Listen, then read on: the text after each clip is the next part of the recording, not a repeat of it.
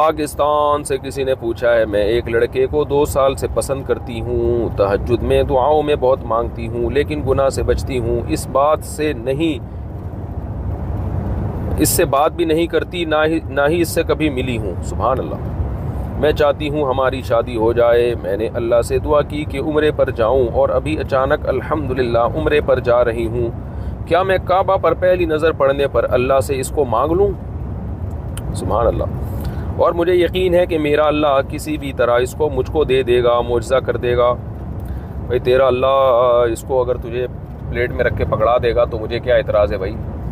آپ دیکھیں میری بہن، آپ یوں دعا نہ مانگیں کہ یا اللہ یہ مجھے مل جائے، آپ یوں دعا مانگیں کہ اے اللہ جو میرے لیے بہتر ہو وہ مجھے دے دے۔ اسپیسیفک کسی خاص شخص کو دعاؤں میں مانگنا یہ نامناسب ہے، یا آپ گویا اللہ کو مشورہ دے رہے ہیں کہ مجھے یہی چاہیے، یہی والا مال چاہیے۔ اب آپ کو کیا پتا وہ مال آپ کے لیے سوٹیبل ہے یا نہیں ہے؟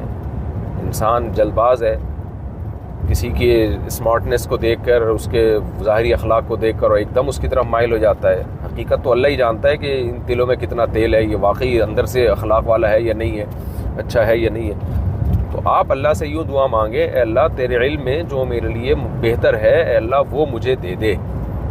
تو یوں دعا مانگ لیں، تو اس کو بھی اگر مانگ لیا جائے کوئی گناہ نہیں ہے، لیکن مناسب طریقہ دعا مانگنے کا رشتوں کے بارے میں یہی ہے جو میں نے آپ کو بتایا۔